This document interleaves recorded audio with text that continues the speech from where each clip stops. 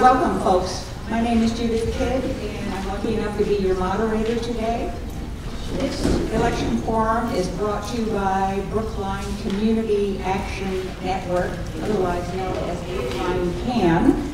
It's a membership organization that spends its time trying to think of ways to help Brookline be an extremely livable city for people of all ages. And we are a membership organization and we're a volunteer organization. I'm a volunteer. And on the back table, you will find brochures if you'd like to learn more and to become a member of Brookline CAN.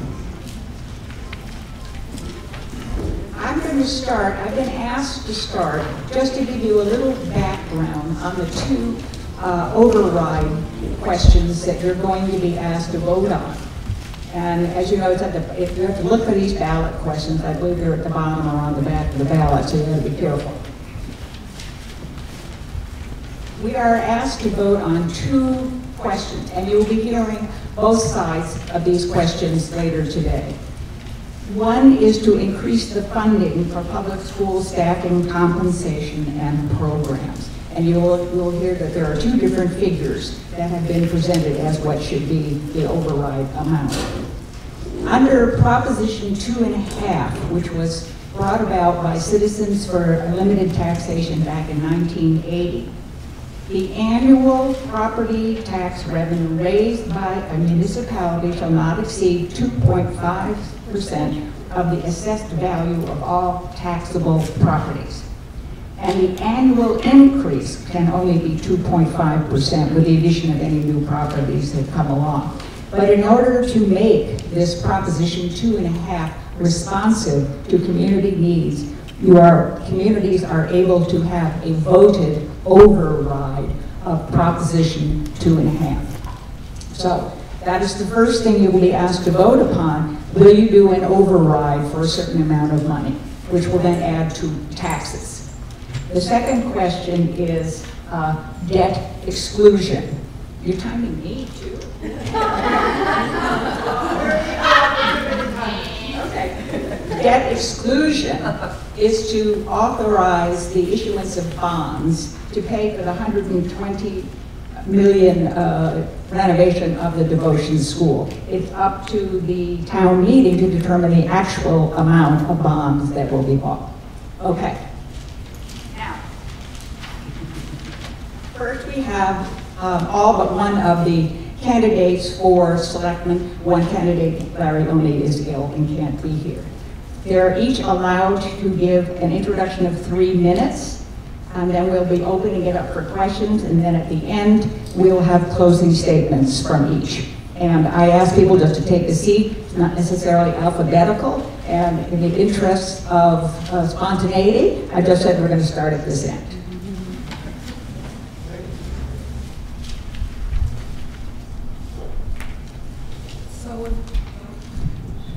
When we were told to do a 3-minute opening statement, we were then given 4 major topics. I don't know about anybody else, but I cannot cover 4 major topics in 3 minutes. So I will just take them in order and I will get cut off in 3 minutes. My name is Marilise, and I am a candidate for the Board of Selectmen. And the first thing we were asked to do is to give a summary of our background. And I am going to take the lazy way out. I am going to quote the Brookline tab. Today's issue endorsed me for selectmen, and they did indeed give a brief summary and background.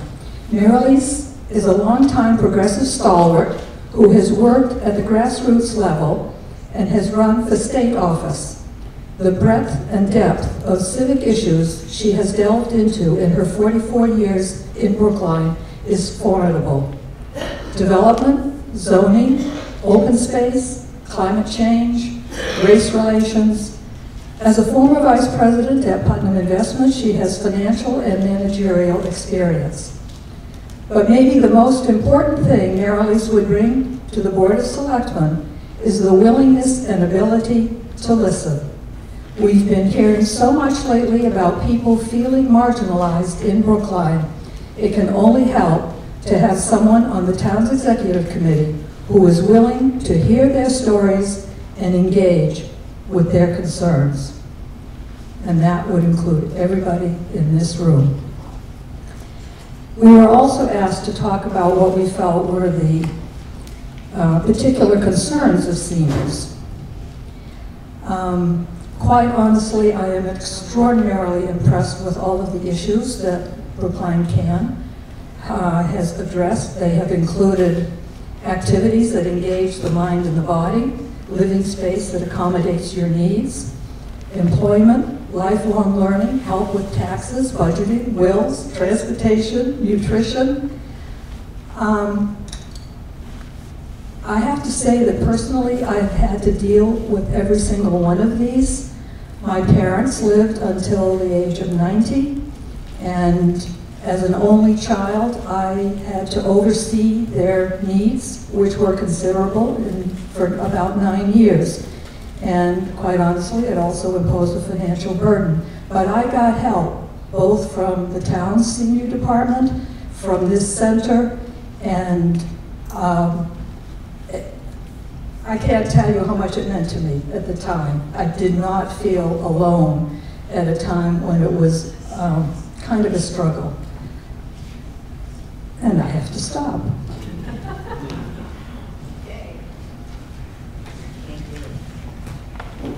Thank you very much. My name is Pam Lodesh, and I too am running for the Board of Selectmen. I want to tell you why I decided to run this year.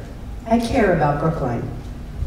First, I would like to tell you about my family, and then I'll tell you why I think that I would be a good candidate. I have 3 adult children. They're married, 7 grandchildren, and a husband that I've been married to, named Harvey, for over 50 years. I've lived in Brookline for over 45 years. Our children all attended the Brookline schools. And I raised my children to care about those less fortunate. One of the ways that I did that was to, my husband and I have provided housing in our home with a wonderful organization called Hospitality Homes. When people come to Boston for medical care, and when you have a relative that's quite ill, you can't afford the extra hotels. We've provided free housing in our home for families for the last 30 years. And Mary McConnell, one of her attendees today, is an active host as well. My children and I raised a dog for Guiding Eyes for the Blind and went to the God's graduation. That was another way that I could teach them to care about other people. At one point, one of my children wanted to buy her a black doll, and I took her, she was about 5, and she didn't want a black doll, so she got no doll, and I hope that that was a lesson. My son was born the same year as Martin Luther King, and we named him Martin. We couldn't name him with Martin Luther because we were Jewish and that wasn't going to go over too well. Martin worked out quite well. So I've taught my grandchildren, we've done yard sales for World Wildlife because I wanted to teach them about global warming. And we raised $3,000 one summer on our yard sale and sent the check to World Wildlife. So when I decided to run for selectman, one of the first stops I made was to Ruth Ann Dobek. And I said to her, tell me what you need at the senior center that you don't have now. Because I went to the library and I went to the, I've talked to people from Climate Action. I want to get a feel for the community. And I learned that one of the things you need here is a car. Not a van this big and not a van this big, but a small car so you could go to South Brookline and pick up a few people. I learned the same thing from going to the library planning and realized that they need new computers and new projections so they can show films in Hunneman Hall. I guess I'm telling you these things because I want to tell you that I care about the entire community, not just the schools, which have been the major focus of all of the conversations since I began to run for selectman. I was on the school committee for 9 years. My children attended the public schools. I was chair for 2 years, and I've been on the advisory committee for the last 17, working on capital projects. But I hope that by the way that I raised my family, and I'm proud of the adults that they've turned out to be, that I care, and I care about seniors.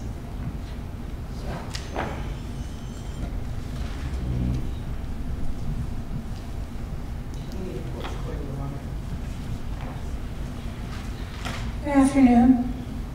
Hello? Can you hear me? Yes. Okay, thank you.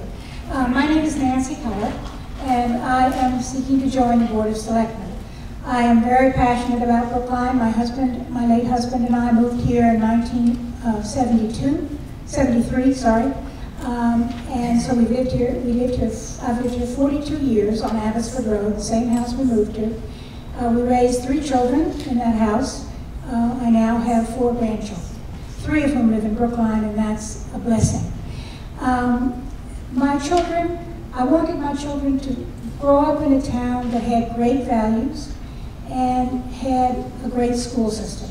And I found both here. They were always involved in very many activities, as I was. I was on the school committee for 12 years, in town meeting for 27 years, and on the advisory committee for several of the last years.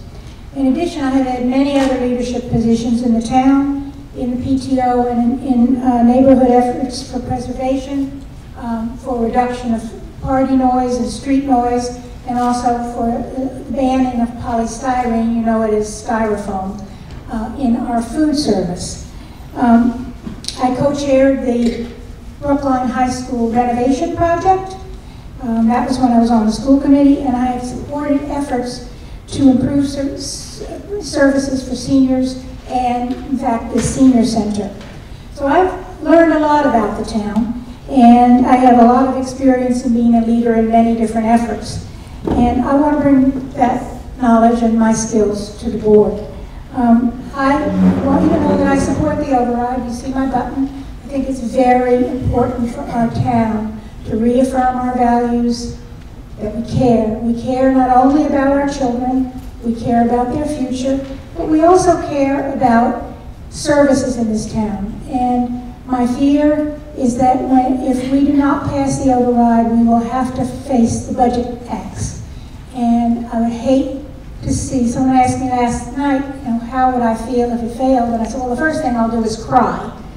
And then I'll get to work. We'll have to make cuts. I don't like that idea. I think it's terrible. I really believe that we should, we should pass this override. Our tax rate is much lower than in other communities, and we've had far fewer overrides, and they've been far more stretched out than in other communities. But if we want to keep the values in our town high, we want to keep a high quality town, we must pass this override. I'm also supporting the debt exclusion question. Sorry, I have to stop.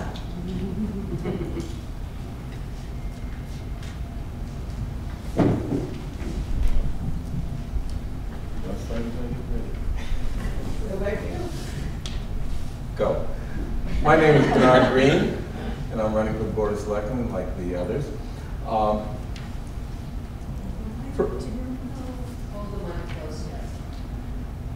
I'd like to give you an introduction to me, as well as direct you to the tab today, who endorsed me, to give you a sense of how I will serve on the Board of Selectmen if elected. I've been a lawyer for 34 years, financial transactions lawyer. I work for the Massachusetts Clean Water Trust. We finance water projects throughout the state to keep your water clean and good tasting. So you don't have to buy bottled water, you can drink it right out of the faucet.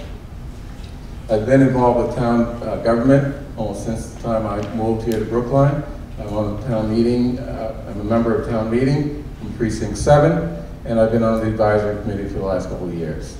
I've been also involved in a number of town committees, one which I like to mention because it was something that really was very important for this town and will be important going into the future, and that is the committee that proposed a warrant article that established the Diversity, Inclusion, and Community Relations Department and Commission, which is something that's going to be a mechanism that will play a very, very important role in making sure that the diversity we have includes inclusion of all people into everything in this community, including the youth through the senior citizens.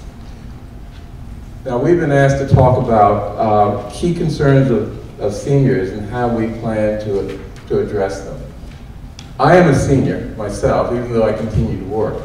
Many of the issues that I consider important are also important to those seniors who have retired or for other reasons do not work. And those issues have to do with all the things it takes to have a livable city that is safe and secure for people as we get older. Those are safe streets and sidewalks, those are cultural amenities, the library and other amenities. Those are public safety issues, whether the fire department, police department responds in time to an emergency, whether it's a health emergency or another emergency. It's also all the health services that we provide in this town. These are issues that are vital concern to seniors and are critically important if we are going to be able to allow seniors to live out their days in comfort, security, and dignity. Those things will be lost if the override is not passed. Therefore, I'm one of the candidates for the Board of Selectmen who support the override, and I urge you to vote for it. I've been endorsed by a number of groups, including the TAB, the Brookline Police Union, PACs, and a number of the Board of Selectmen, and I urge you to endorse me, more important. Thank you. Thank you. We're coming now to the question period. Bernard, why don't you keep the mic there and we'll start with you. I've been asked to lead off with a question and then we're turning it over to all of you to ask questions of the whole group or of individuals. And my question is, if you had been on the Board of Selectmen in this past year, what would you have done to avoid this schism we have right now over the amounts for the override? And Bernard, we'll start with you. What would I have done? Well, that's a really difficult question because the question that really precedes it is what has caused this so-called schism? And that requires a lot of analysis and thought. The only thing that I think the Board of Selectmen can do is to discuss with the community what they have done to prudently manage the financial affairs of the town, so that the citizens, when they are asked for additional money for city services and the schools, have a comfort level that the money that they give to us will be well spent and will benefit them as well as the entire community. So in terms of what the Board of Selectmen could have done, maybe they could have done a better process of marketing what we've done to successfully manage our finances prudently. I agree with Bernard that it is a difficult question. I think the process that got us here was very long and detailed. The Override Study Committee, which the Selectmen appointed, spent many, many hours, and there was a split, a difference of a point of view on what amount the override should be for. The Selectmen then took the issue, looked at it carefully, spent a lot of time, went through a huge process to decide what number, and they didn't decide on the number that either the majority, so-called half of the Override Study Committee, or the other half came up with. They came up with a lower amount because they looked to their own budget to see what kinds of savings and revenue they could apply to the issue. But at the end of the day, it is the Selectmen's call, and 100% of them voted for the override at the 7.665 level because it is needed, and they looked at that very carefully. They determined it because we need, we need those funds, those resources. Sorry.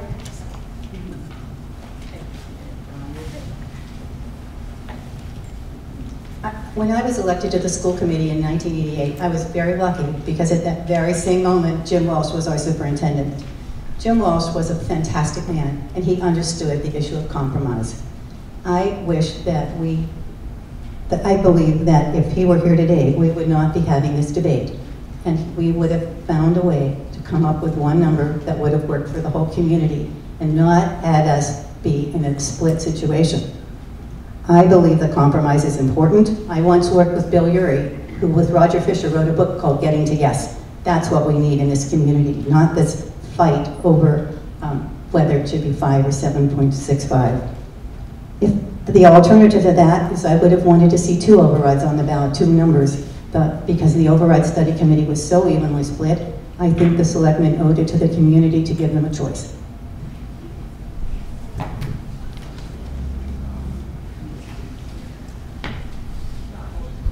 What could the Board of Selectmen done? I think the Board of Selectmen did a fine job. I think that the town is well managed, and as someone previously said, our town has had so few overrides compared to comparable communities. We have, in fact, asked in those overrides for much less money than comparable communities, and so it needs to be put in context. I think that supporting the override is more than number crunching. It's about the values that we have as a town, and I think it's understanding that quality education for every child is to our benefit. Frederick Douglass said, "It is easier to build strong children than to repair broken men." And so for our own community's well-being, the well-being of families and seniors as well, we need to make our children a priority. I'd like to turn it over to the audience now. There are microphones on both sides and people willing to pass them to you. So please raise your hand if you'd like to ask a question. We have one here. Henry, right there.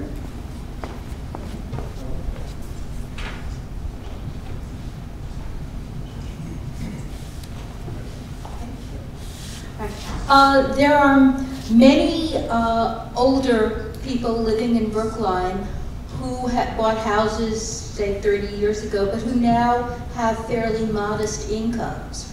What specific measures would you recommend the town of Brookline do to help them, even if, and perhaps even, especially if you support the current override? What specific things can the town do so that we don't lose economic diversity and so that these seniors are not forced to sell their homes and move elsewhere? I'm holding the mic.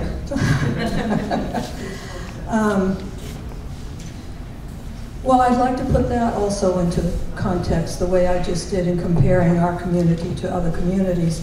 And that is, we do have a very, very serious problem in town regarding an income gap.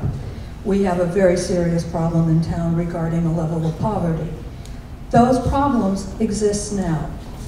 The override, either version of the override, the one that is on the ballot or the one that is being proposed, will not solve that problem. There are enough creative and caring people in the town of Brookline that we can find ways to address that problem. And I suggest that it really is unrelated to the override. What you need to look at is on May 6th, the Board of Selectmen will have to carry out the desires of the population, but in the meantime, of the voters, but in the meantime, we also have a responsibility to address these other socio-economic issues that exist in town.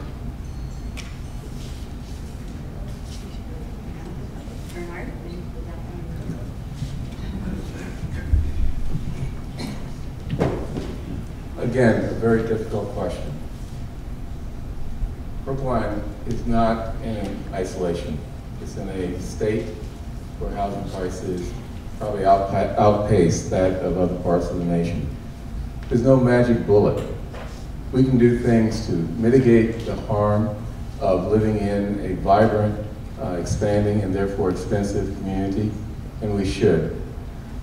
Those other things will be the other issues on the agenda of the Board of Selectmen once the override passes, or, unfortunately, if it fails. But I can't give you a magic bullet on that. It's going to be very difficult, but we have to do something to try. Expanding the supply of housing and affordable housing is one step that we can pursue, and probably the easiest one. But everything else is going to be very, very difficult, and I can't promise you something that may not be possible. I agree with a lot of what both Bernard and Mary Lise have said. It is a difficult problem. As far as housing goes, I recently submitted a warrant article to the town meeting to target 40B projects, or the projects for affordable housing towards seniors in this community. I don't think that has much of a chance of passing in its current form, but I will tell you that I still support that idea. There are other ideas that I think that there are programs we have in the town to help seniors who are struggling to pay their property tax. One is the Senior Deferral Tax Program. It's not widely used, and I think the finance director of the town, the treasurer, has said publicly that he believes it's because the interest rate may be too high. It's a program where you defer your taxes and pay them at the time that you leave your home, you sell it, and the taxes are then paid out of the proceeds. And the interest rate is high, and I would urge us to lower it.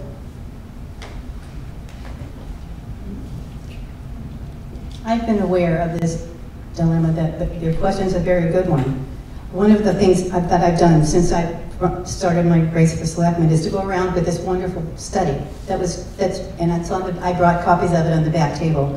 It was mostly written by my co-chair, Linda Olson-Pilkey. I'm very aware of the issues of that you stated. That's one of the reasons that I'm not supporting the override, and as it presently is configured, and I support a better override for a lower amount. We absolutely need more funds for the schools, but I believe that a smaller override is a way more appropriate way to go. I know that none of you have everything you want, but I hope that you have what you need. And I believe the schools do not need as much as they're asking for, because we are a community that needs many other services. We need libraries, we need to support our libraries, we need to support our senior center. And if we put all our eggs in one basket, there isn't going to be enough funds left for the rest of the community. Question over here. Excuse me. I've been living in Brookline for over 50 years. It seems like only yesterday we moved here. But basically, in terms of classification, we have low income people living here, we have middle income and high income people living in Brookline. Basically, there are many, many programs for the low income people, and if there aren't enough, there always seems to be a committee working for the benefit of the low income people.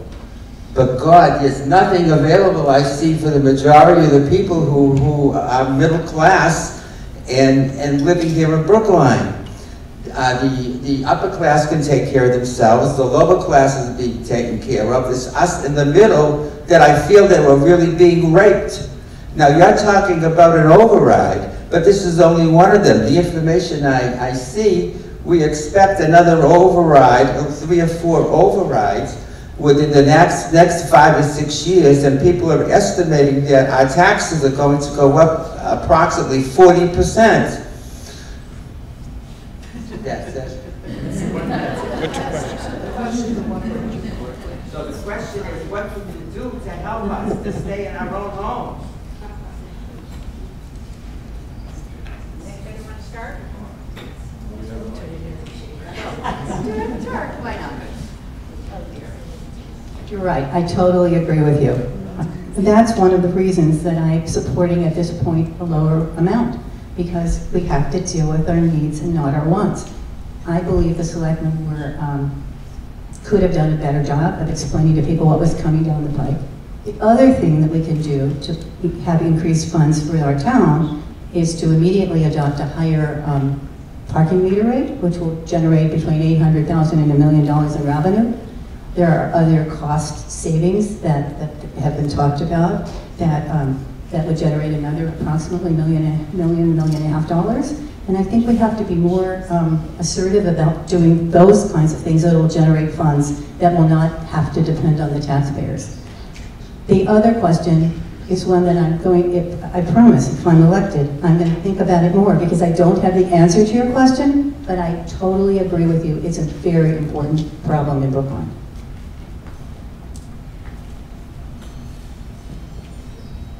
Anybody else?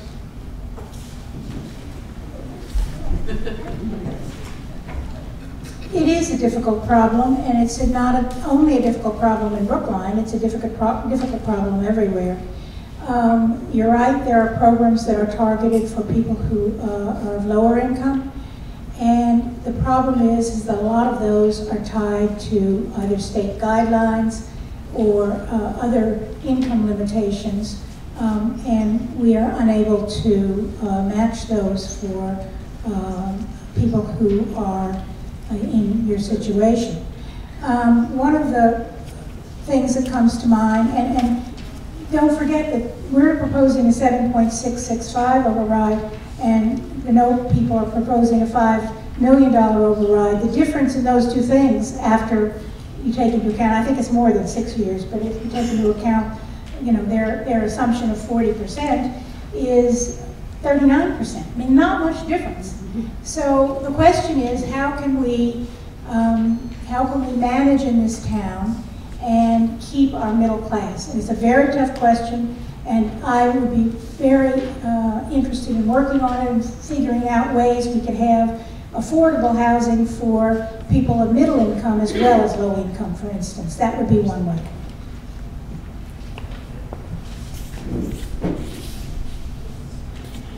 Again, a very difficult question because there are no simple answers that could be quickly implemented.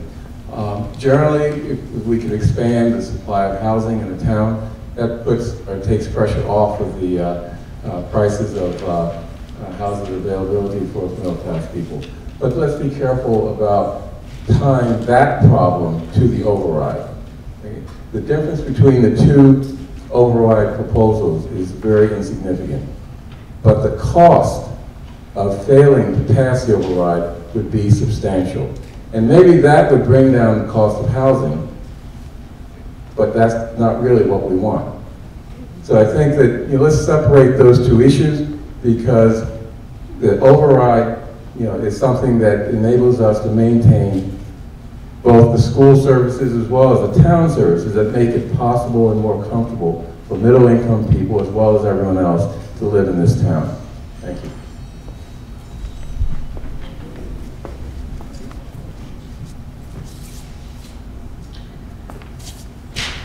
Part of the issue when we talk about affordable housing is that people automatically get in their thought that we're talking about low-income housing. There are different categories, and affordable housing is the kind of housing that lets teachers in our schools and safety offices who work for the town, postal workers, to stay in town. And so when there's kind of a negative kickback in some neighborhoods to affordable housing, I think it's because they don't understand who gets served by affordable housing. And we need really a much, much more determined approach to creating affordable housing. We are losing some affordable housing that I think is really sad and could have been avoided with a more determined approach. That is only a partial, obviously, that's only a partial solution to a very, very complex problem that bothers the whole country, not just the town of Brookline. Okay, one more question.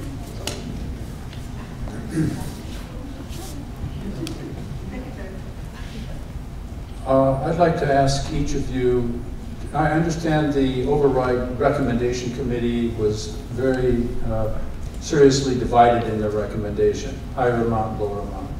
I'd like to ask each of you to give your understanding of what the basis of that difference was.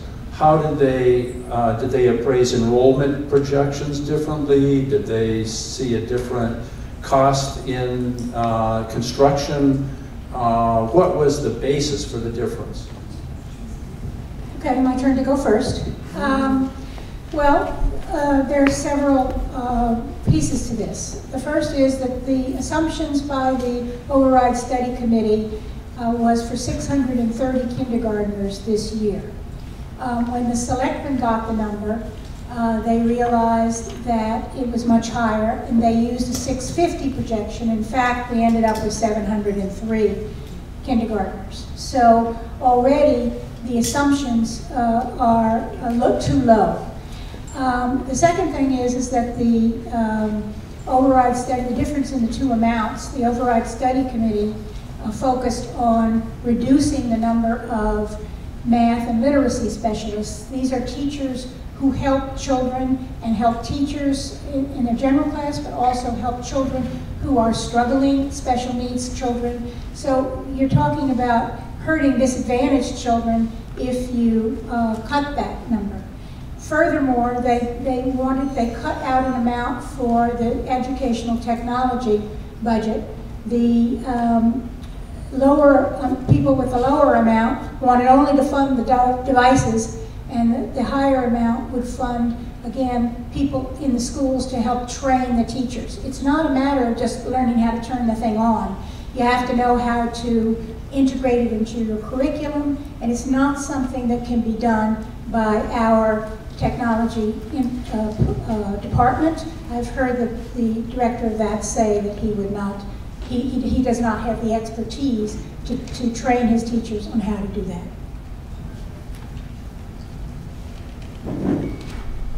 I really hesitate to try to get into the minds of people who have their own reasons, good faith reasons for disagreeing on things. I will just say two things that sort of come to my mind as important. One of the things that I've heard discussed is this idea of wants versus needs. And I think you have to be very careful about saying wants versus needs, because my wants may be your needs. And what we may consider wants in terms of school policy or school facilities and programming may be a critical need for a child who has a disability or a child who is not challenged because there's no challenging math program or other programs in the school. So I think we need to be very, very careful about that. The other thing is I've heard that there's concern that there's no plan for IT training.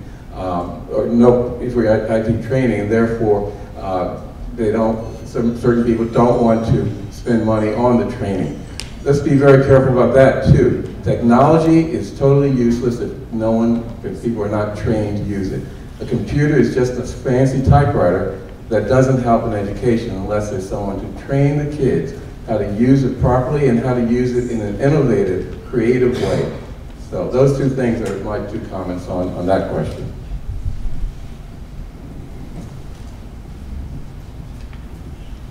The two previous speakers said everything that I would like to say. And they went over their time, so I cede my time. Thank you. I'll take it. This is now time for closing statements. I didn't answer the question. Oh, do you want me to? Okay. I see it differently. I guess that would be the story of my life.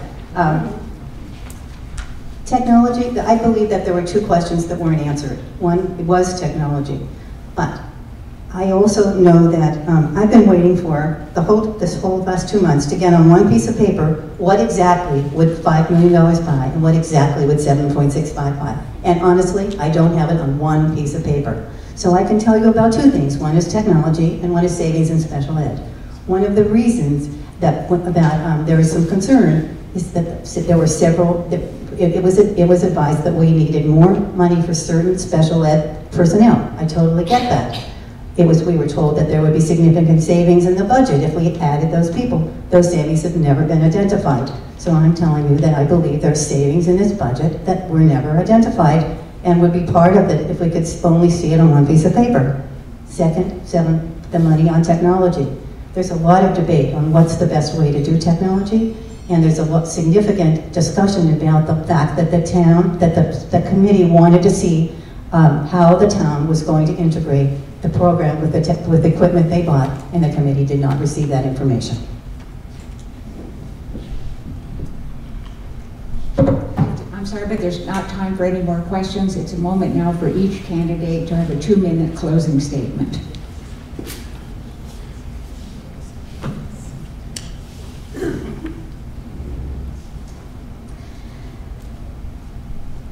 First of all, my deep thanks to the Senior Center and to all of you for attending.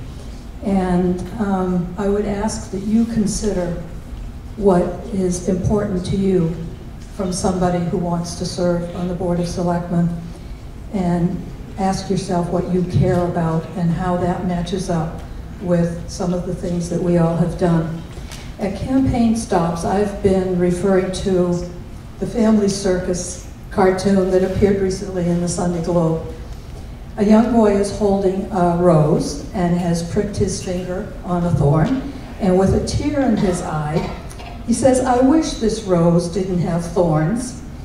And his sister, who is holding a rose, says, "I'm so glad these thorns have roses." Inevitably, Brookline's thorns come up at events like this, and we cannot and should not deny the daily challenges of the burgeoning school population: interracial conflict, unsuitable development, food insecurity, climate devastation, potholes, unplowed sidewalks, and more. But those thorns have roses. Because you care, you're here. You plan to vote. You are solution makers. You are the roses among the thorns. I'm running because of both thorns and roses. Because I know that working together, we can bring out the best in Brookline. I invite you to learn more about my campaign at my website, marilease.org, and I sincerely ask for your vote on May 5.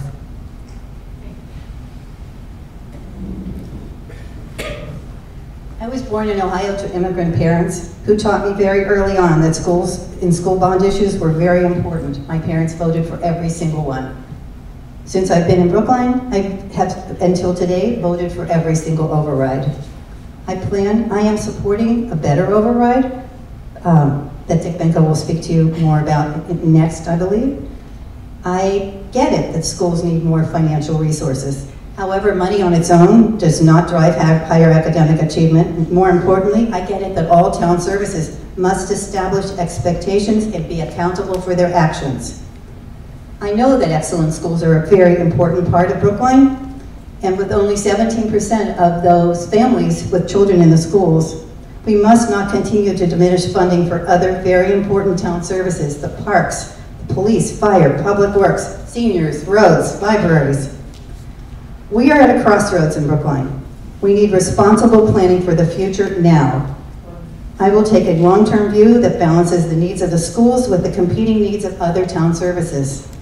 I understand that compromise is needed. I am both pro-schools and pro-town. I will support programs that work and work to eliminate those that do not. I ask for your vote, and on your way out, I made each of you a bag of cookies. You can take them in the back of the room. I didn't know she was up for bribery.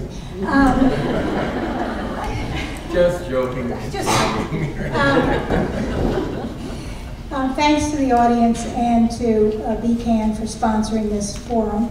You've asked some very interesting questions. I want to go back to one thing that the last questioner was interested in, and just point out to you that the Override Study Committee found that there was no waste and no fat in either the school budget or the town budget. When the schools said what they needed, they actually had a longer list, but the selectmen worked hard to cut that down and to find ways to cut the amount of the override.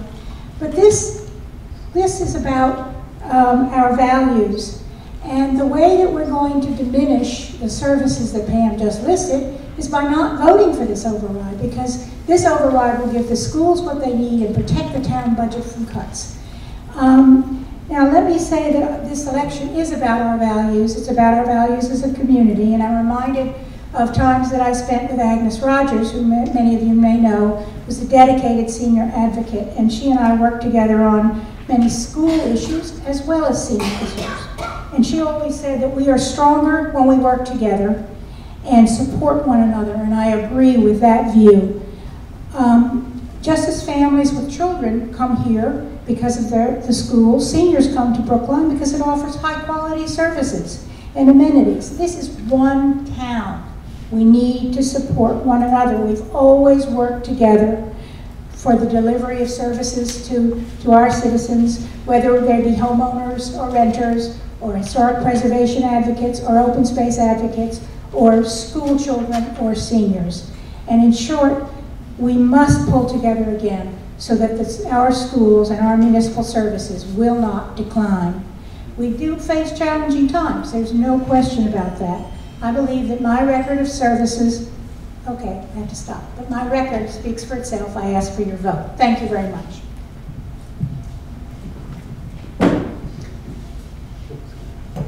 First, I'd like to thank BCAN and the Senior Center for this forum and all the great things that you do throughout the town. And as a senior citizen, I will be taking advantage of them shortly, as soon as I get time from work.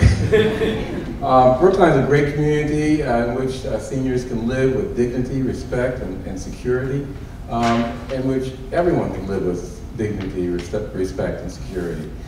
We have many challenges that we have to surmount in order to be sure that that continues. We've talked about some of those challenges as they relate to issues of concern to seniors. In my campaign, I've also talked about 3 other challenges that I've been discussing with members of the community during the campaign, and that is the general education issue that we've talked about a little bit here, the issue of diversity and inclusion, which I talked about a little bit earlier, and thirdly, the issue of police-community relations, creating a really stable and good relationship between the police and the community, all communities, that provides a general foundation for all of our security and safety and livability of the town.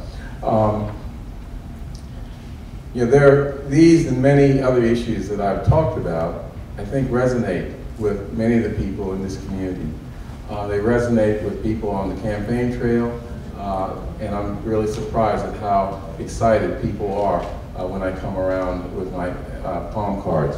And I've been endorsed as a result by the Board of Selectmen, the school committee, PACS, the police union, Brookline Police Union Local 1959, and now the TAB. But it's your endorsement that is more important to me, and I'd like to ask for your vote on Tuesday, May 5th, at the town election. Thank you. I'd like to give a round of applause for all of the candidates.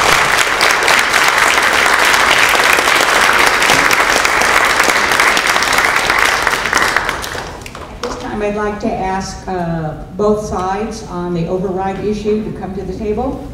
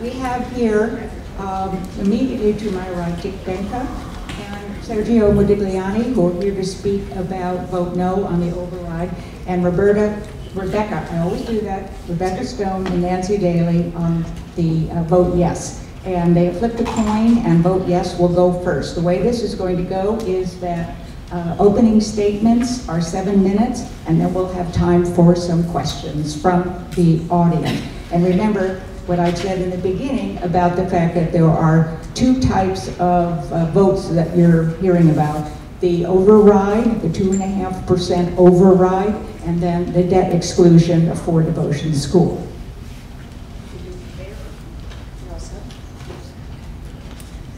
Good afternoon, everybody. I'm Rebecca Stone. and here for the Vote Yes campaign. I'm also a member of the school committee and a member of town meeting. The Vote Yes campaign, which was endorsed today by the Brookline tab, urges a yes vote on both question 1 and question 2 next Tuesday. A yes vote is an investment in our kids, our community, and our future. We agree on a lot in Brookline. We agree Brookline is a great place to live because we have always invested in terrific schools and town services. We love those services and we love the values behind them. We all agree that a huge increase in children in our schools is driving the budget deficit, which is why we need an override. We've had 38% growth in our elementary schools. That's 1,500 children more in the last 10 years. And that same level of growth is about to start at the high school.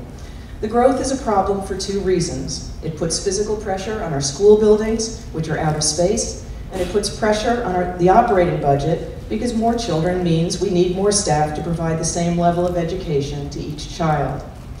We all agree that overrides in Brookline should be rare, and in Brookline they are. So we have not asked for an override as enrollments grew since 2008. What we have done is invested our limited revenue increases in what we call the 2 pillars of educational excellence: great teachers and small class sizes. To afford that, unfortunately, we've had to cut our budgets in other areas that are the critical circle of supports around students and classroom teachers. We cut library assistants, so our libraries are not open in the afternoons anymore. We delayed improving technology so that we are now embarrassingly far behind other school districts. We delayed hiring more math and literacy specialists. As Nancy Heller explained just a few minutes ago, in order to help all of our children achieve, we need to give them those supports that we've been cutting back on. We know they're important because for many years, we had been making progress in student achievement. But now if you look at our test scores, we don't see that progress anymore because of all the cutting back that we've had to do. The override will allow us again to offer all students in Brookline the quality education that my children were lucky enough to receive. We all agree that income inequality in Brookline is a problem that needs attention. Poverty among children under 18 is rising faster in Brookline than among any other group. We should worry also about high rents and about fixed income seniors who want to stay in their homes. But the override does not affect those issues, as candidate Bernard Green just explained to you.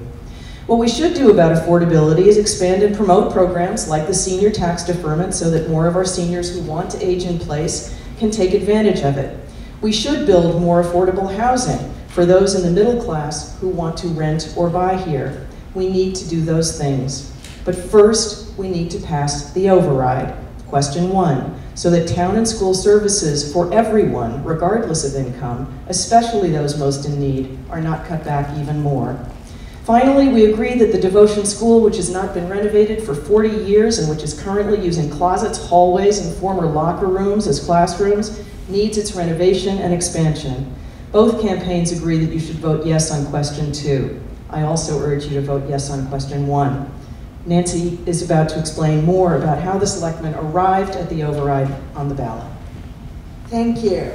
So we have a number of communities that we often compare ourselves with, and among the closest are Newton, Wellesley, and Lexington. And each of those municipalities has had numerous override votes since Proposition 2.5 went into effect in 1982. But all of them have already overrided at least double the amount of dollars that Brookline has done, even though 2 of those communities, Wellesley and Lexington, have populations only about half the size of ours. Even if Brookline passes question 1, we are still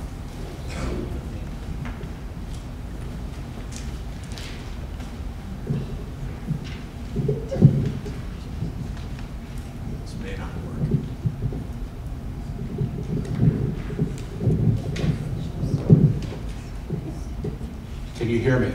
Yes. I'm Dick Benka. Let me first introduce Sergio Modigliani, or let him introduce himself very briefly. I'm Sergio Modigliani, as you've heard. I'm currently a member of the planning board for the town. I was a member of the majority on the override study committee, and I'm an architect by profession. Children who went through the public schools here in Brookline. I'm the former chair of the advisory committee and the former town meeting member. And I'm currently serving on the Devotion School Building Committee. Thank you.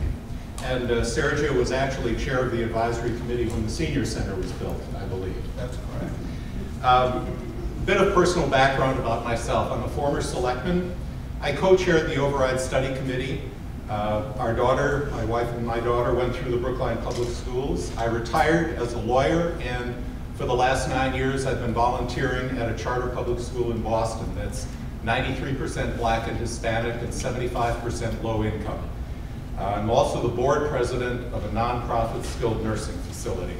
So I highly value education, but I also believe that we have to look at the needs of all in our community, from the youngest to the most senior. I'm in favor of question 2. I am not in favor of question 1, and I urge the selectmen to bring a smaller override back to the voters for 3 reasons. First, the solid research of the Override Study Committee showed that a lower override would provide for the schools to continue to offer quality education. Since 2006, the school population, the total school population has gone up 25%, the total budget has gone up 50%. Secondly, at a time when enrollment increases are forcing higher costs, that's not the time to multiply those impacts with this override. And third, I don't want to see unnecessary harm to seniors and others who are living in the town on moderate incomes. Members of the Override Study Committee spent a year and thousands of hours researching the issues. The committee was divided. 8 of 15 members said that a $5 million override would deal with past and future enrollment growth and add new funds where the need was shown. The minority said 7.9 million. So between that 5 and 7.9 million, the selectmen chose 7.7 million and didn't even offer the voters a choice. The override in question 1 is 50% higher than was recommended after a year of study. It would be the 3rd largest in state history. And with millions and millions and millions there, it doesn't provide funding, for example, for a driver for the senior center van. There are other funds available to bridge any gaps that might result. For example, if the selectmen gave the go-ahead, it would take just 2 days to reprogram the parking meters in town. And just 25 cents per hour would bring in $850,000 to $1 million a year. That's the background. So today we've been asked to focus on the impact on seniors, and rightly so. As you know, under Proposition 2.5, taxes go up on a regular basis every year. When you add in these overrides, you're looking at 27% tax increases in 6 years.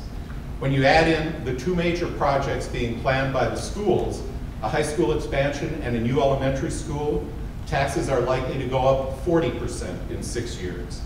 And that doesn't even include another multi-million-dollar override that the Advisory School Subcommittee said is likely coming in 2019. The selectmen and the TAB haven't mentioned these numbers. Renters are not insulated from tax increases.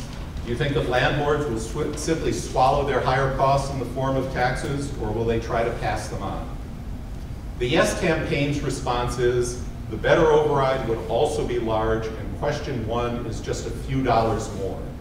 You've heard it's only a cup of coffee, or it's nickels and dimes.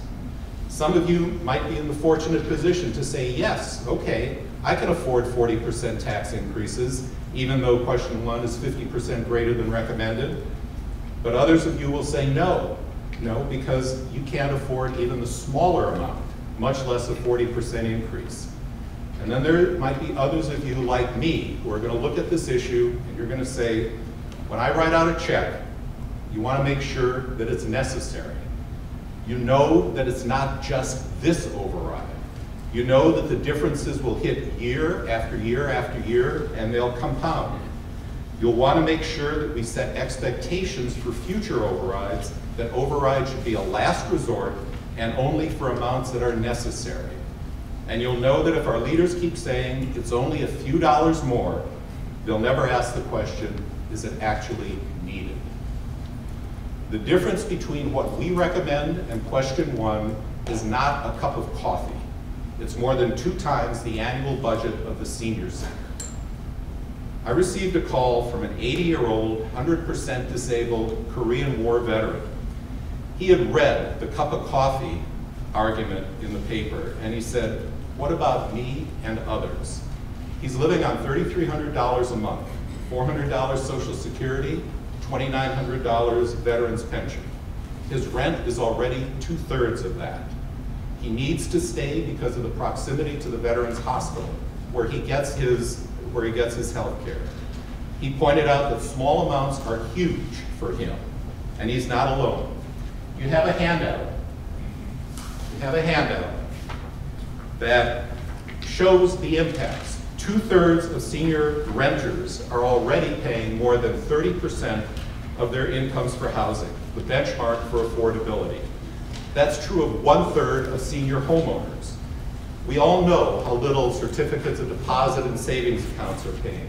Social Security increase was only 1.7%, and pensions like mine are increasing only 1.5% per year. With 27% and 40% tax increases, Brookline will be even further on its way to being closed to those on fixed incomes.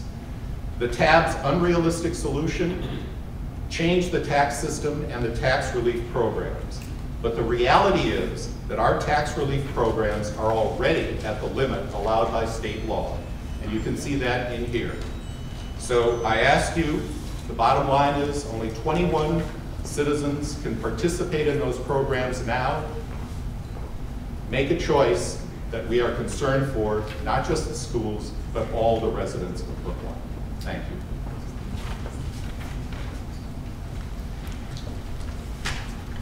Now time for questions from the audience. We have about 12 minutes to take questions. Over there. Yeah, she's coming with a microphone.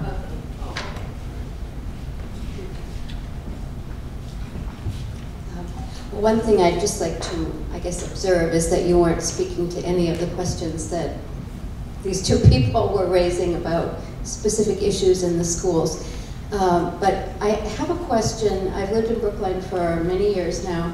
I've owned a house, I'm renting currently, and I'm so grateful to live here, not just because of the rental, but because of everything that is in Brookline. And I think, yes, there are people who are really scraping by, but we have, I think seniors do move to Brookline because of the benefits that are here.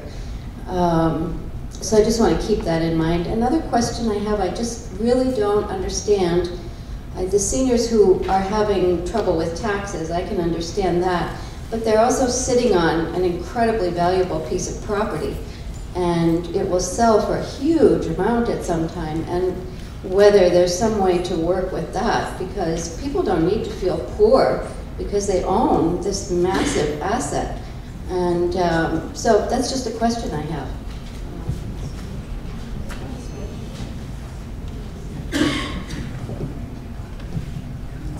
Hi. I don't know whether I introduced myself before, but I'm Nancy Daly. I'm on the Board of Selectmen. And I will say we have a tax deferment program. A little while ago, town meeting lowered the interest rate from 8% to 5%. I think we ought to look seriously at lowering that further, because obviously the interest rates out in the market are lower than that now. But that means if you participate in it, that if you're living in the big house, but you're saying, I want to stay in Brookline, but I can't afford the taxes, you can defer those taxes until you leave that house by whatever means, you know, where feet first or however you go out. And then you do, then that money does have to be paid back with whatever the interest is set at. Not many people participate. I think more people could participate in that program, and it's a good way to be able to stay, you know, if the taxes are really the critical issue.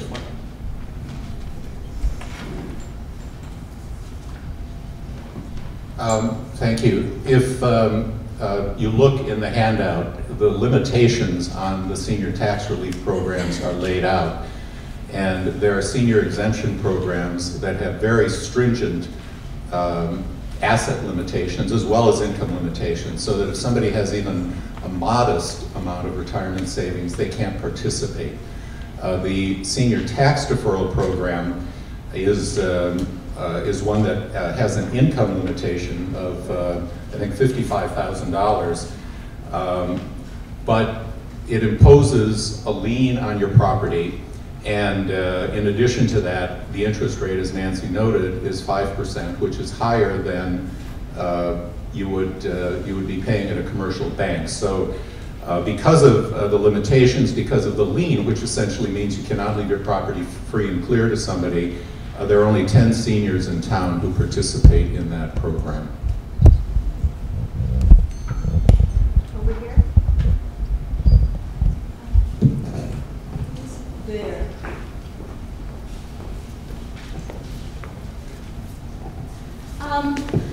The more I think about who is really going to benefit from the lower, from the no on Proposition 1 for the override, it seems to me, even though we're talking about how this will benefit lower income and middle income, it seems to me the people who will most benefit are the Robert Krafts and the Tom Bradys and people who own very expensive property.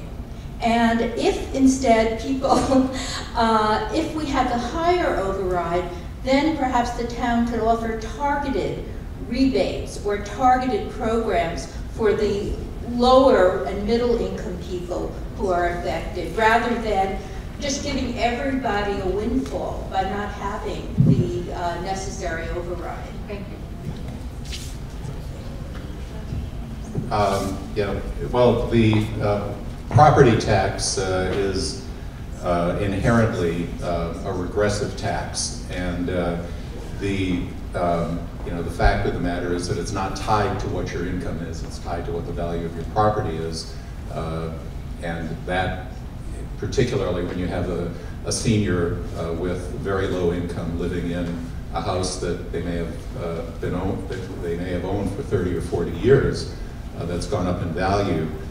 Those are individuals who are going to be affected, and if those individuals are driven out, those are the individuals who will be impacted. I don't think Robert Kraft or Tom Brady will notice the difference, frankly.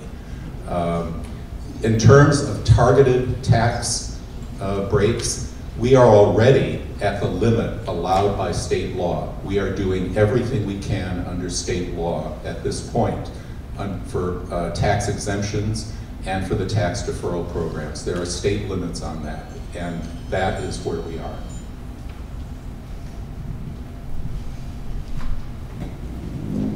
Yeah, well, as Mr. Benka just mentioned, we do give a homeowner's exemption, and interestingly enough, that is different from those other cities and towns I mentioned. None of them do it. There's only a few municipalities in the Commonwealth that do it. So up to 20% of the value of your property can be counted in this exemption, and for most homeowners, it's like a $2,000 amount that you don't have to pay on the taxes. What it is it's not that we're leaving money on the table, it's a shifting. It's a shifting from lower priced properties to the higher priced properties like Mr. Kraft and Mr. Brady. So that, is one thing that we have done. We have done that for many years, and that is an effort to try to help the middle class, the lower class. It really benefits in particular condo owners and small house owners. Is there another question? Yes. Over here? Yes.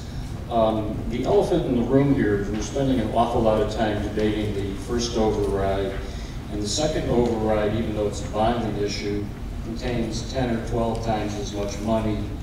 When the original estimates for construction were made, they were about half of what they currently are. Why are we not having a more healthy debate about the second override? We have two groups of people here. One says, and the real debate is over the $7 million and not sharpening the pencil on the second bonding override, which ultimately we're going to have to pay in taxes. Why are we not having more of a healthy debate on the second override?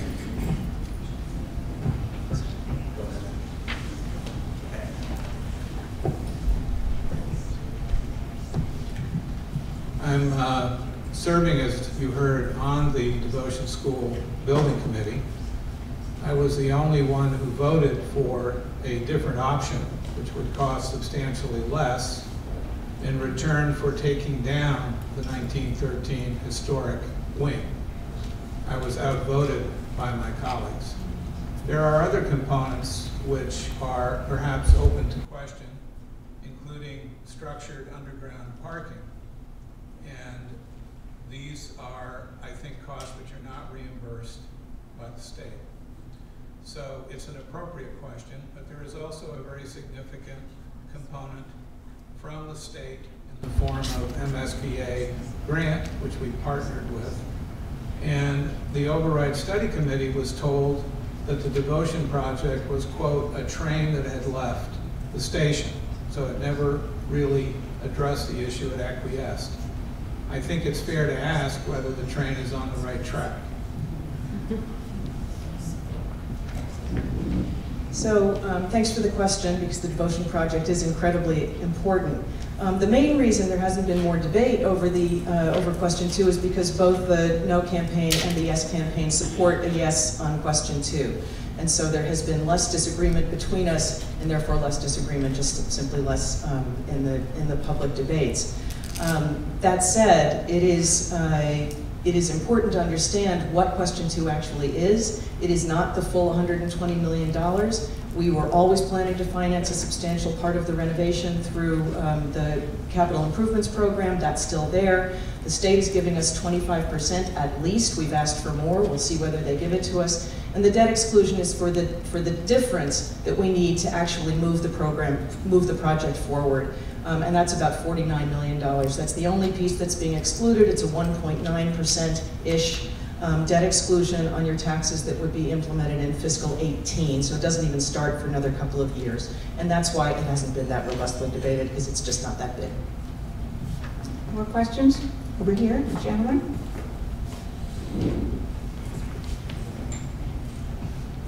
I'd like to ask both of you a slightly different question, because I wanted you to address things you didn't address.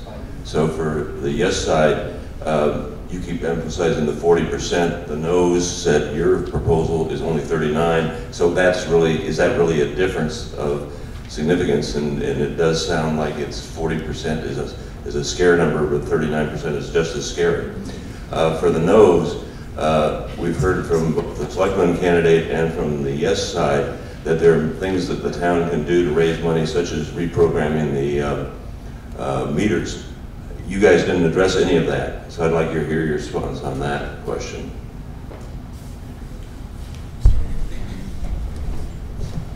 Just to be clear, this is the yes side. We have in principle agreed we're going to raise the parking meter rates. There's a couple of factors we need to have some public process on that, though. The merchants have said, we don't mind if you raise the rates, but we want you to be less vigorous in your enforcement if people are at the meter. Well, obviously that kind of defeats the purpose. So we have to kind of work things out with them. Also, not all of our meters currently take credit cards, and you're asking people to have an awful lot of quarters in their pocket when you start going over 4 for an hour. So we have agreed to do that. We've actually taken a vote on it, but it won't be implemented right at the start of the fiscal year. We've got to work out some of those issues, and it would be later in the year. Thank you for your question.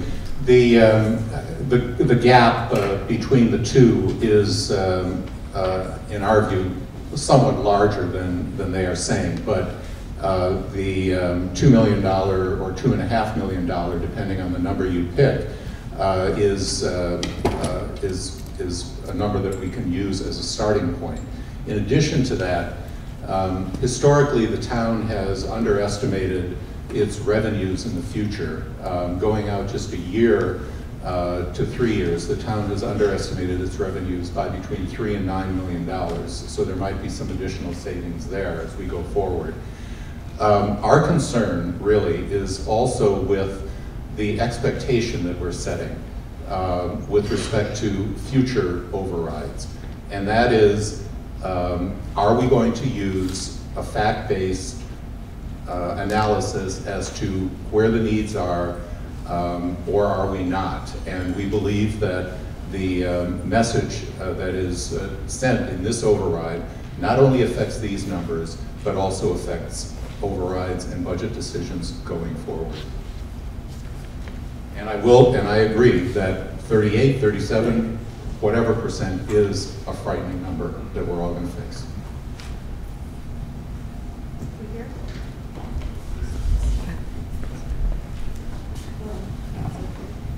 If the override doesn't pass, what is the process and what is the likelihood for a new override vote?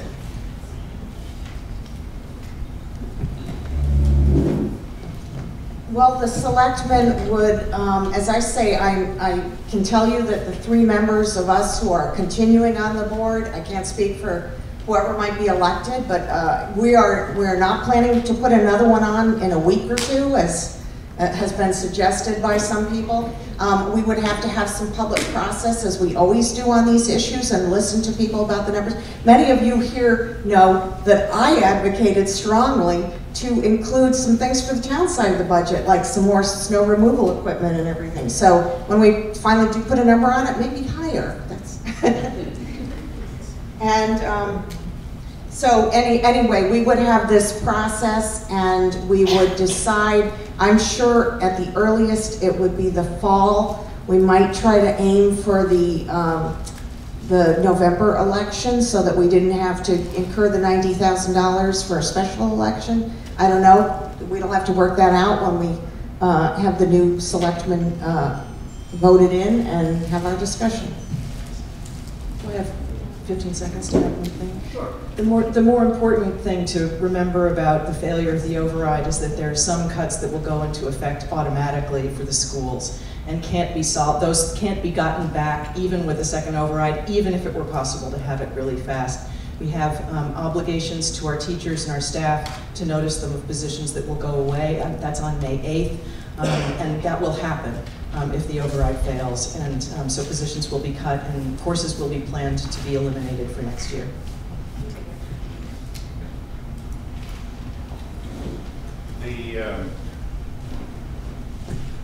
Hello?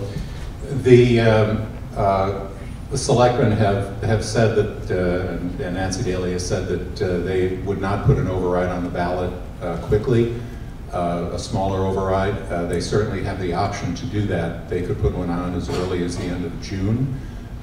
If they decide not to do that, there are significant funds that have been identified that are available. And let me just take the issue of cuts and parking.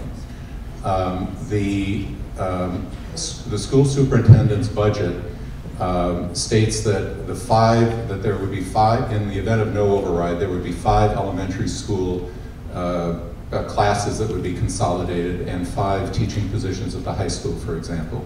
Each one of those is, in his budget, $325,000.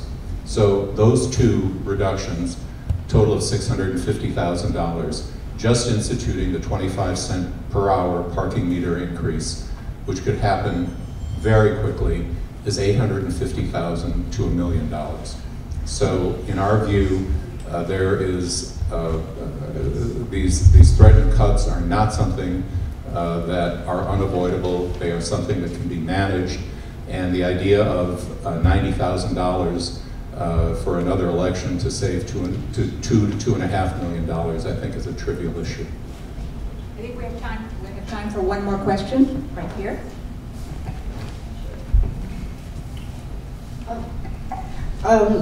It was my understanding that as far as the devotion school, that there were other options other than $129 million that could have cost $100 million, which sounds like enough, and that in order to preserve some facade or whatever, $29 million was voted on. It causes me concern to think about, was anybody interested in the people paying the taxes? My other question is about the fact that total enrollment grew by 25%, but the school budget was practically double. What accounted for the fact that it became 45% with a 25% increase in enrollment? What are these, what's taking the money? And is there no compromise? I mean, it's great to have frosting on the cake, but if you don't have the funds, maybe you don't need all the frosting.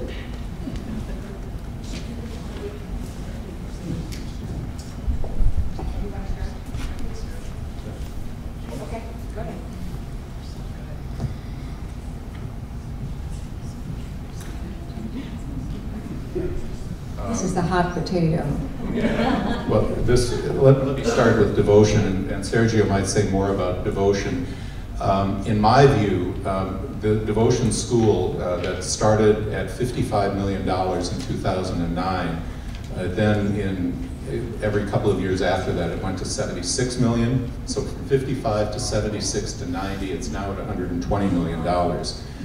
And in my view, that's kind of an example of the, well, it's only a few dollars at each step. And once you start getting onto that treadmill, you're talking about tens of millions of dollars that, of capital that are not available for other uses. And Sergio might explain the process, or Rebecca.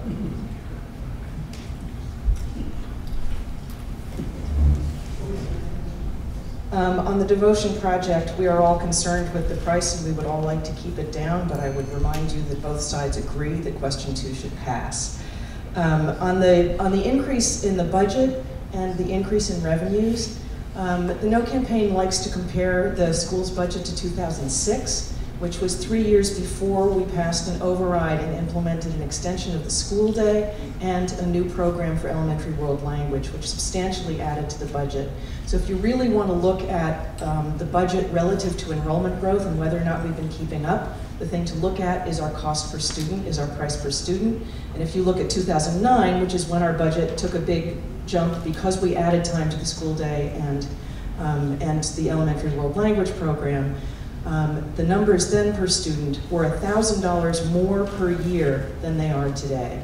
And that's what happens when your budgets stay flat or come down and your enrollment rises. And so if you want to look at the actual effects of the enrollments and what we've been doing to keep up, we have not been keeping up, and that's the problem.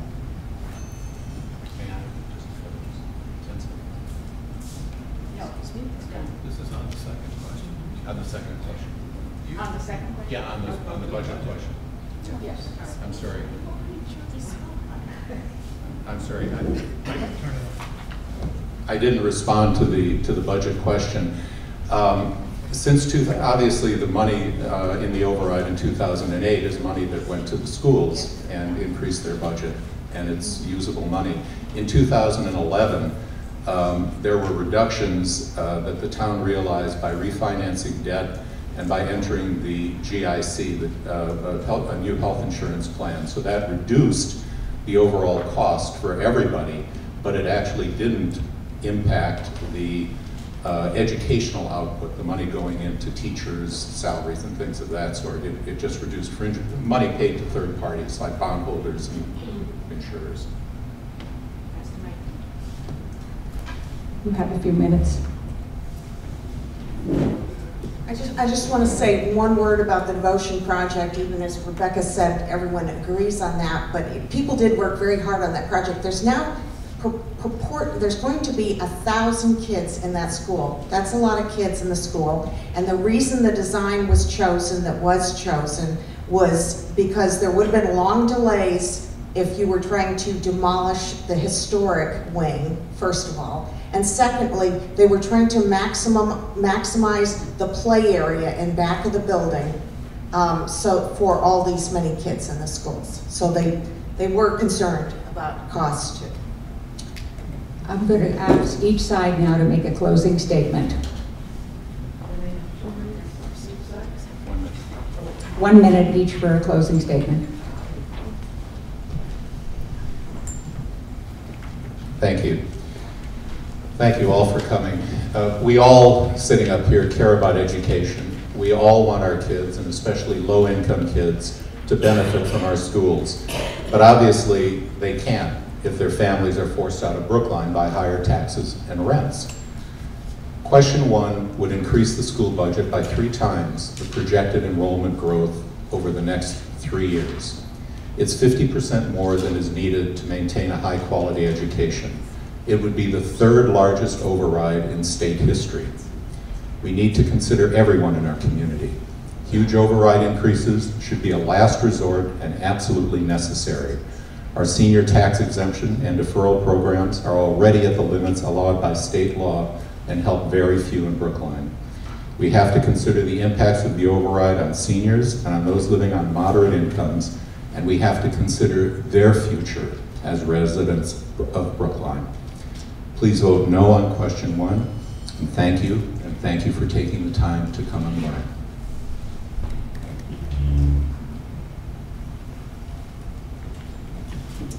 I want to add my thanks to everybody for coming today and for being so patient with us and through all of these debates. This override has surfaced a lot of issues that deserve to be addressed. As Harry Bors wrote in the tab today, there's been a lot of hand-wringing over the last couple of months over bigger, smaller, better, about how we will be led in the future and how we're going to address the full scope of the very serious issues before us. The No campaign wants you to believe that a no vote sends a message about better solutions to those problems. It will not. Instead, it will lead to fiscal scrambling and more problems to which we do not have the answers and for which we do not have the resources. It will send a message, but that message will be to our kids and our community that we are no longer a community that invests in the future, that we can no longer afford to keep the high standards for which Brookline has become known. Brookline has never done that. It has never given up on itself in that way. And we have never made our children suffer for our frustrations over politics or policy. So the time to invest is now, so that we send a message that we are still one community, we still invest in a future that can be bright. So please vote yes on Tuesday for a brighter future for all of us. Let's give both sides a hand.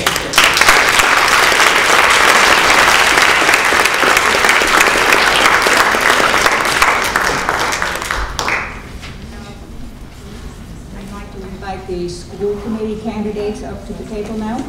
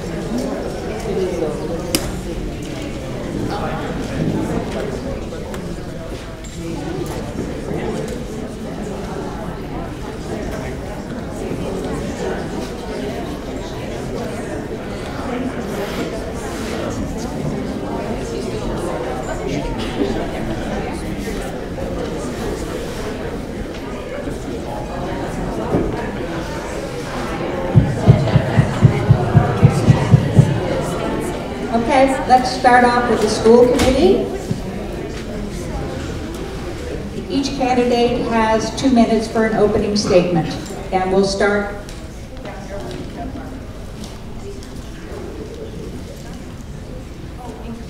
I'm very glad to be here today. Can't hear you, Barbara. Okay. You should stand up. Well, my problem is I'm trying to read, and if I stand up, I can't see the text. I'm a senior, too. I'll try it this way. Okay, introduce yourself, please. I'm very glad to be here today and very happy to see such a robust turnout. My name is Barbara Scotto, and I'm running for re-election to the school committee, where I'm currently the vice chair. I have spent my entire professional career in education. For 25 years, I was a teacher in Brookline. I spent 6 months at Baker School, where I taught 5th grade, and then I went to Driscoll as a 5th and 6th grade teacher. I also taught in the education program at Simmons College for 20 years. My daughter was in the first group of Beat Babies, and both of my children graduated from Devotion School in Brookline High School. Like most of you, I'm a senior, and I'm the school committee liaison to the Council on Aging. I originally ran for school committee because I thought it was important to have an experienced teacher's voice on the school committee. So many decisions we make affect teachers as well as students, and it's helpful to have that perspective represented. Since Abby Cox is leaving the school committee, I will be the only school committee member with substantial classroom experience if I'm re-elected. Today's tab endorsement stated, and I quote, "Scotto understands firsthand what effects the policy and financial decisions made by the committee will have on the people closest to the students. Just as the committee needs someone to look at the numbers with an analytical eye, it also needs someone who looks at the numbers and sees children in the classroom. I'm running because we are in the middle of a complex and hugely important task, a major expansion of the schools to meet our enrollment needs, a major challenge to the community to provide a significant investment in maintaining our educational excellence. This job is clearly not finished and will be ongoing for a goodly number of years. I'm eager to continue to be part of a terrific school committee as we see Brookline through these challenges and into a strong future." The tab also said of me, "She's never been afraid to speak her mind on issues that affect teaching and learning." So I'm looking forward to all of your questions. Thank you also to the Brookline CAM. Yes. Hello everyone, my name is Elizabeth Jackson Stram, and people call me Beth, and I am running for school committee because I believe that our wonderful schools face challenges today that will require us to be focused first and foremost on what is needed for our children, but also to be fiscally responsible and have a clear-eyed view of the long term. And I think that with my professional background, I can provide each of those three perspectives. I have a background in education and in finance, and I have also been a strategy consultant for the last 10 years. In Brookline, I have 3 children, 2 at the Devotion School and 1 in preschool, and I'm also a homeowner here. And I served with Dick and with Sergio on the 2014 Override Study Committee. I was the chair of the school's subcommittee for that group, and also as part of that work, I developed the financial model that everyone on the entire committee, both sides of the issue, used to form its recommendations, as well as the selectmen who used it to create their compromise proposal. So I know that the school budget's in and out, and can help provide the town with some transparency on what are the costs of the challenges we're facing. I also mentioned that I have a background in education. Professionally, I am currently a consultant at the Bridgespan Group, which is a nonprofit that advises mission-driven organizations and philanthropists. And I work with national and local in Boston organizations that are in a wide variety of sectors, but primarily with youth development, education, and child welfare organizations. And so with that breadth of experience and the clients that I've worked with, I am also able to provide the perspective of understanding how do we think about the educational impacts of the issues that we face. So again, I'm a candidate that can provide both sides of the perspective, and I look forward to being able to share that data and analysis with our community.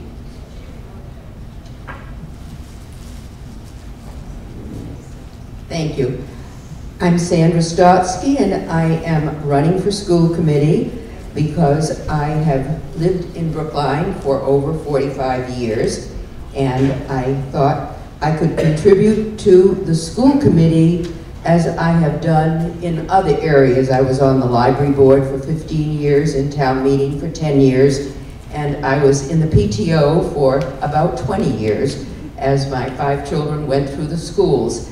And that probably was the most enriching and informative experience for understanding what I think is the two central elements we need to relate the budget to, and that is the school curriculum and the quality of our teachers. I watched over my 5 children like a hawk, and I learned all about what happened in the classroom every single day at supper time. So I learned to notice what was going on and how it affected children in the schools from K to 12. I have many things I have done in my life professionally, always in the field of education. I've worked at the local level as an elementary and high school teacher. I've been active at the state and at the national level in terms of policy decision making and understanding research, which I did as graduate work when I was at the Harvard Graduate School of Education. But my major focus is to move the school committee as best I can to a consideration of curriculum and instruction and teacher quality beyond the financial issues that seem to be the major concern to this very day. And indeed, if you listened last night to the program that was held by the League of Women Voters at the Selectman's office, you would hear a well-orchestrated finale at the very end in which you have candidates for school committee talking primarily about money, as if the issue is not how this money relates to excellence in curriculum and teacher quality. Thank you.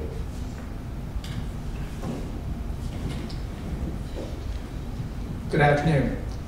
My name is Ben Chang. I'm running for re-election for the Brookline School Committee. Some of you may know my mother. Her name is Julia Chang. She volunteered many years at the Brookline Senior Center. And she is aghast that I'm running for school committee again, but I said this is something I really want to do because the children's are important. My family has been a homeowner and resident of Brookline since '92.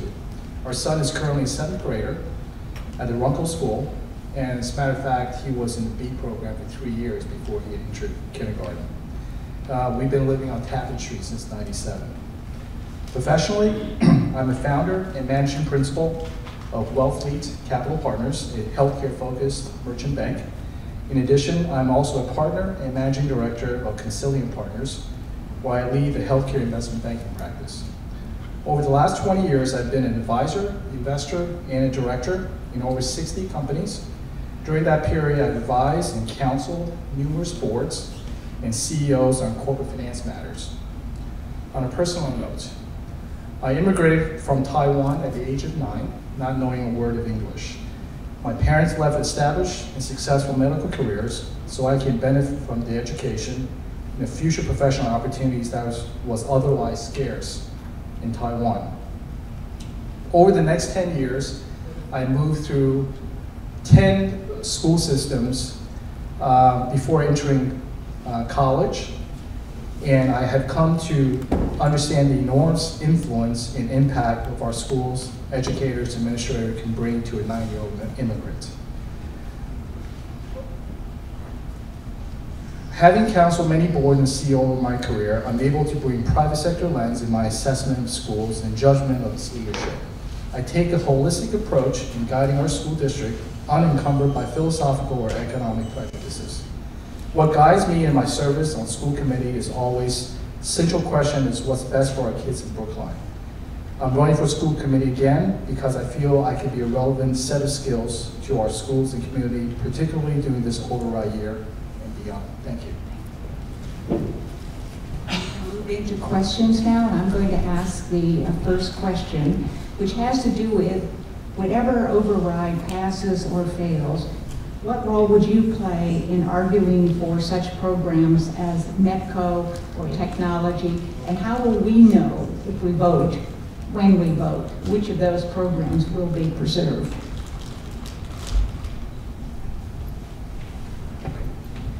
Who is supposed to be doing that? Anyone? Okay, Ben.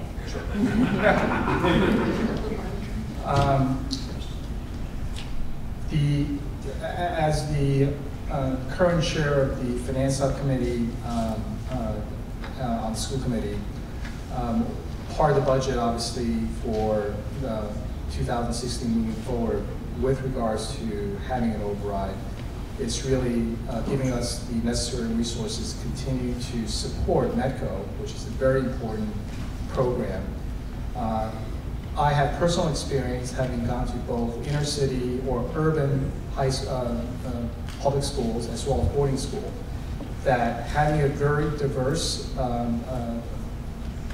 classmates really provides a realistic perspective for kids, especially during their impressionable period. And lastly, technology, the smaller override only addresses the equipment. But we all know that using the computer is one of the most challenging things, and I can tell you that my mother calls me up every 3 or 4 days to ask for help on the computer, so I understand that.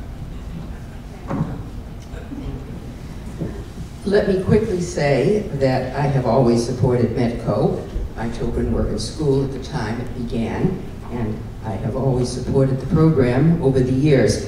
There is another program called Materials Fees for the children of town workers as well as teachers, and I think that program could be looked at. I don't know the numbers for it, and I haven't seen it, but apparently only about 40 of those people are teachers in the schools. There may be about 200, and perhaps it's time to look at the number of people whose children can take advantage of the program because they work in the town and are not teachers. I would like to say for technology only that I have looked at the research on technology in general, and there is no clear relationship between the kind of technology you have, the amount you spend on it, and student learning. It doesn't exist. And so that is where we need to look carefully when whatever happens next week, because there is a lot in the technology budget that is not at all clear and very confusing, and we need to understand what is exactly related to teaching and learning. Thank you.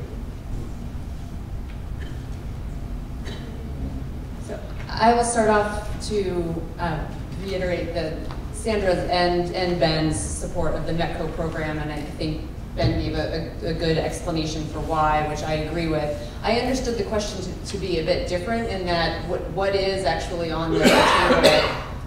My question basically, although not necessarily well expressed, was how will we know when we're making a vote whether some of the programs we care about will be continued? They're not itemized. So the superintendent has actually provided a fairly specific budget under a no override vote and has provided his recommendations, so you know which programs will be cut, precisely which classrooms will become larger, which positions will no longer be added to because we don't have the money. So that information is actually all publicly available.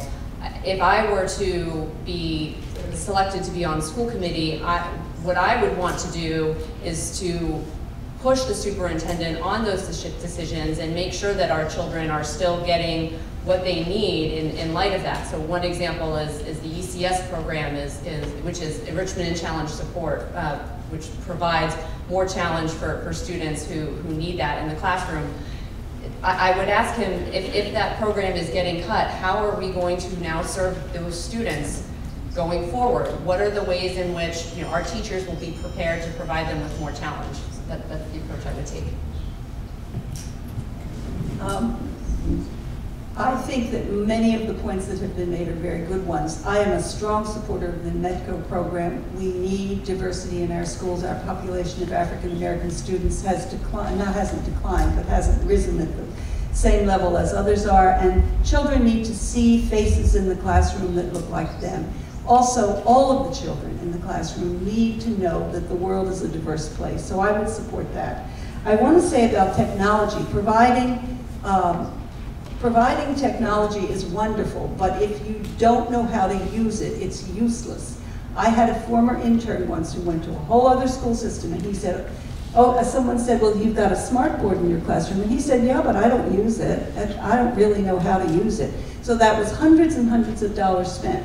It's no sense buying technology if you don't train people not only how to turn it on, as somebody said, but also how to integrate that in the way you teach in the classroom. You don't know in advance what's going to happen, except that we do know that NETCO is not going to be cut in this next year. Question from the audience? Back there? Yes, one of the future expenses that the school systems have is an extremely generous pension system, which at least in private industry, they're modifying it down. What we originally had with the school system was teachers with fairly low lifetime salaries getting a nice pension. As teachers' salaries have increased, it's not unusual for a 30-year teacher maybe to retire at 80% of pay, and if they're getting $100,000, that would be $80,000. So one of the expenses that has to be looked at is the pension expenses. What are you going to do to look at that so you don't get a pension liability which overwhelms the rest of the school budget? As a retired teacher, I will tell you that the pension is fine when you retire, okay? It is 80% for most of us. It goes up every year if the town meeting votes it about, I can't even remember exactly, but it's on the first $12,000. Since I have retired 10 years ago in 2016, 9 years ago, my total pension has gone up maybe by $2,000. It has not kept pace with inflation. The other thing is teachers do not get Social Security because of the windfall profit acts. You get a little bit, but you don't begin to get your full amount. Now, Brookline does have to plan for this, but the town pension board, and our pension is through the state pension plan, but the town pension board is very good about investing dollars in the right places. And we have been through town meeting, and I'm also a town meeting member, been contributing to our pension fund for many years so that it is more robust than it might be. I would just like to try to generalize from your question. It is well known that about 80% or so of most local budgets goes for personnel. So that's where you're going to ultimately have your problems when you have teachers retiring. And that is why you need to think carefully about the addition of personnel to your school system. And one of the technology items, and this is very quick, was under the no override budget to add a digital learning specialist and a data manager. And then, if the override takes place according to the superintendent's budget, we were to add the same 2 people anyway. Now, those are 2 extra people. They're not working with kids. These are in a different position on the budget page.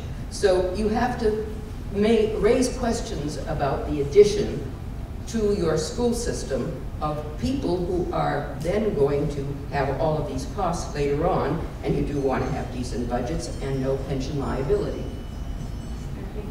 Oh, I'm sorry.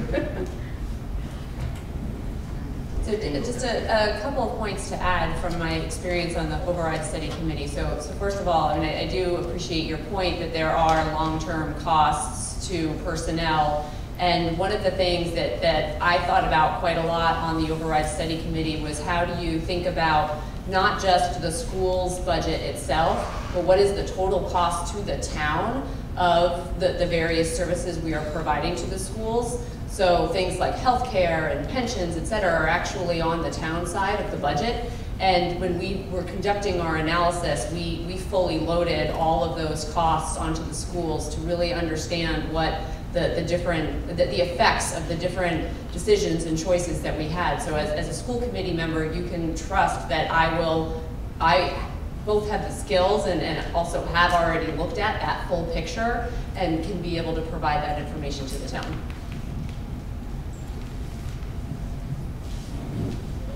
Well, I want to address the example that Sandra provided in terms of the data analyst as well as the tech support person. I think, first of all, to best serve our children, we need to have robust and timely data in terms of the way they're performing or they're not performing. We don't have that capability right now. Okay, that is money well spent and wisely spent. Second of all, technology, very, very new. If we don't have the time or the capability or the resources to train those people, those technology expenditures are really wasted. Lastly, about teachers.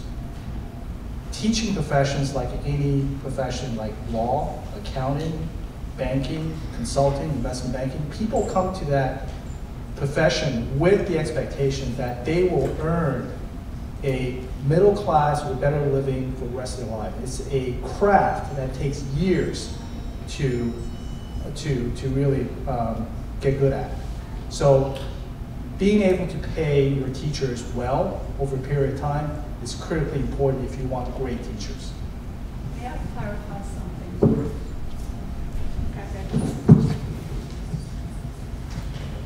It just occurred to me, the town, for teachers, not for town employees, but for teachers, the town pays into the state retirement fund so that once we begin to get our salaries, that is coming from our pensions, that's coming from the state. It's not coming out of the Brookline budget at all. Brookline pays into it as we pay into it, but then it's the state. So if I live to be 110 years old, it's not going to be Brookline paying out for me. It will be coming out of the state teachers' retirement fund. Thank you for that clarification. In order to close on time, I'm going to ask each member here to do a 1-minute closing statement. Why don't we start down there with Barbara? Start with somebody else because my computer. You're not ready yet? I'm ready. Again, thank you very much for BCAN to sponsoring this important discussion. The main reason I'm running again for school committee is because I feel there are quite a bit of unfinished business still at hand. Enrollment, the potential ninth school, high school renovation are just 3 things that looms large on our school's fiscal horizon. I feel I could bring to bear my 20+ years of financial management experience, seasoned business judgment, and an objective lens that will help guide our school administration for the next 3 years. I ask for your vote next Tuesday. Thank you. Thank you. I would like to be able to bring a different voice to the school committee than I think we have been hearing. For example, and I use this only as a very quick example, I've been looking over the math achievement scores. I like to look at numbers. And I notice that there seem to be weaker outcomes in the earlier grades than in the higher grades who've had stronger math programs in the past. Question that one would ask is, are weaker outcomes in the early grades because we've spent less money, as has been explained to us earlier, or maybe there's a poor curriculum that we need to look at as well. And this is at a time, educationally, in this country, when there are many state and national policies that are affecting the school curriculum. So we need to be able to connect budget numbers to numbers about achievement and other sources of information, including teachers, who can certainly help us understand that there may be a lot more going on than just pouring in more money for math specialists or whatever. That's it. Thank you. Hello again, so my name is Elizabeth Jackson Stram. People call me Beth. And I wanted to close to let you know that I do support a yes vote on the override. I've talked a lot about how I contributed to the override study committee and the analyses, and I want to just briefly explain why. What we found is that the reason why there is an override on the ballot is because purely of enrollment growth. Without enrollment, we have lived within the limits of Proposition 2.5%, and we would not be here. It's the other important point that made me want, or made me believe that the higher number was necessary, was that we not only face enrollment growth, but we have a higher percentage of students who are low income, a higher percentage of students who are English language learners, more special needs students that are being served in our regular education classroom. We are operating in a much different context than we had previously, and I am a candidate who can both see that broader context and also be able to provide you with the financial implications of being able to serve it.